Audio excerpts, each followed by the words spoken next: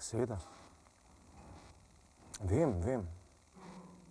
Situacija pač ni tako preprosta.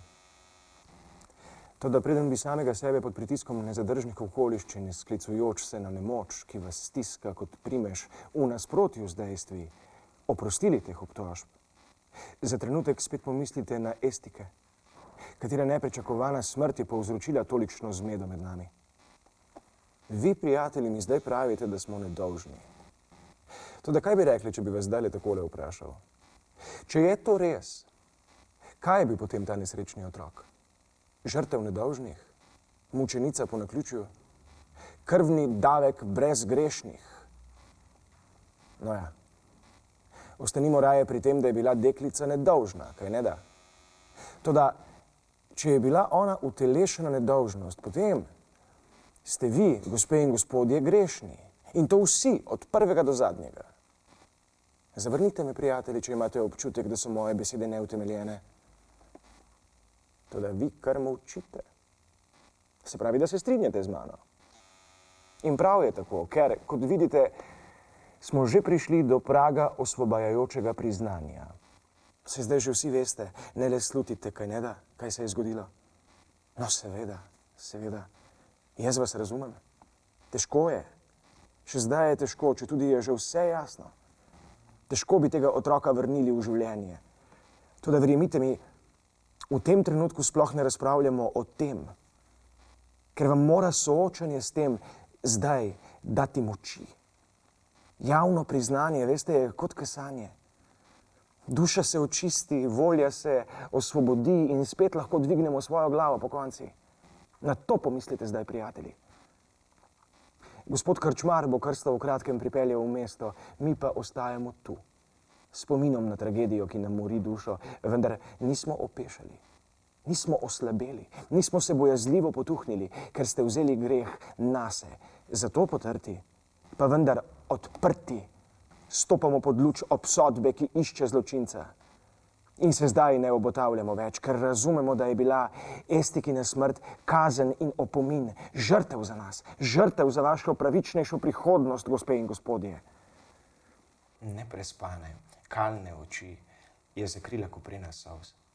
Ob Jeremijaševih zadnjih besedah pa so njihove obraze preplavili valovi olajšanja. Še negotovi, previdni, toda neustavljivi. Tu in tam se je še utrgal kratek, domala neoseben vzdih, kot refleks kihanja ob prihodu na jarko sonce. Saj so ves čas čakali na to, že več ur so čakali na osvobajajoči stavek v smislu za vašo pravičnejšo prihodnost. Tako da so zdaj ti že skoraj razočarani pogledi izžarevali proti Jeremijašu zaupanje in upanje, vero in navdušenje, odločnost in voljo, ki se je počasi kalila v jeklo.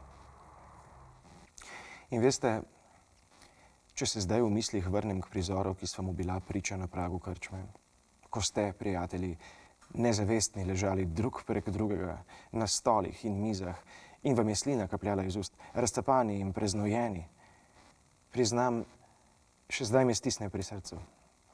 Zato vas tudi ne morem obsojati, pozabil, pa ne bom nikoli. Če bi me hotelo kaj odvrniti od zadeve, ki mi jo je namenil Bog, mi bodo te slike vedno znova vstale v spominu.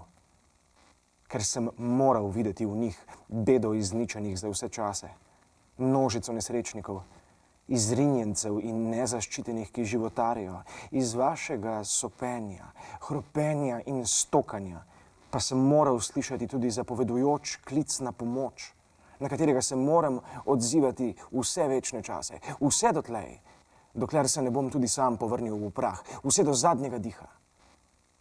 V tem vidim posebno znamenje.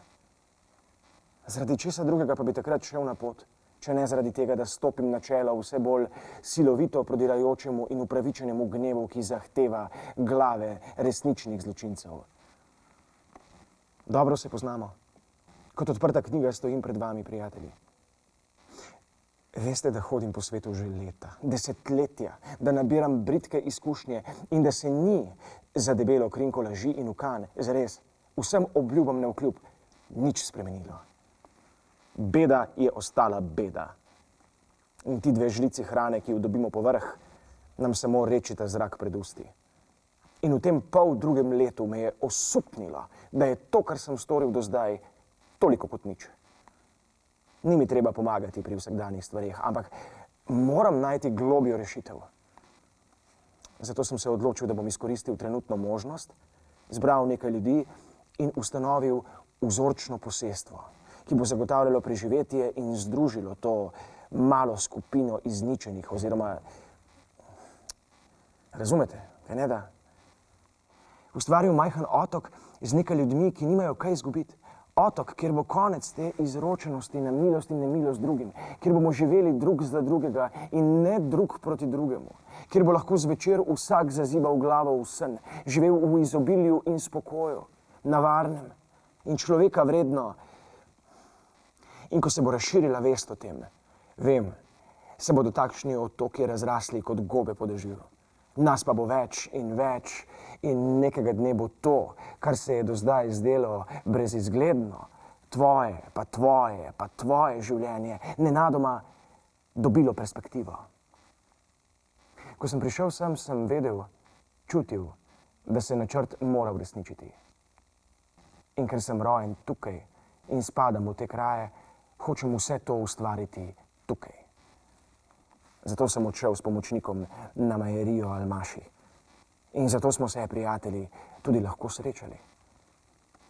Kot se spominjam, je glavno poslopje še vedno v dobrem stanju, pa tudi z gospodarskimi poslopji ne bo posebnih skrbi. Sklenitev najemne pogodbe je mačji kašelj. Obstaja pa večji problem, a to pustimo. Okoli njega je završalo od vznemirjenja. Prižgal si je cigareto in zamišljeno ter mrko zrl predse. Gube na čelu so se mu poglobile, grizel si je ustnice. Pri peči za njegovim hrbtom je Petrina ves mehak od občudovanja opazoval ta genialni tilnik. Potem sta se Futaki in Kraner oglasila skoraj istočasno. In v čem je ta problem? Ne bi vas rad po nepotrebnem obremenjeval s tem. Vem, da zdaj razmišljate o tem, zakaj ravno mi ne bi bili ti ljudje. Ne, prijatelji moji, ne, to je popolnoma nemogoča ideja. Potrebujem ljudi, ki nimajo česa izgubiti in ki se ne, in to je glavno, ne bojijo tvegati. Ker je moj načrt nedvomno zelo tvegan. Če kdo, razumete, gospe in gospodje, zamešaš trene, bo vse fuč. Jaz pa se bom moral takoj umakniti. V težkih časih živimo, zato to pot ne bom gnal zadeve na rob. Moram se pripraviti, kot se moramo pripraviti tudi na to, da se bom začasno, če bom trčil ob oviro, ki ne bom mogel takoj premagati, prikril. In seveda samo počakal na ugoden trenutek, ko bom lahko deloval naprej.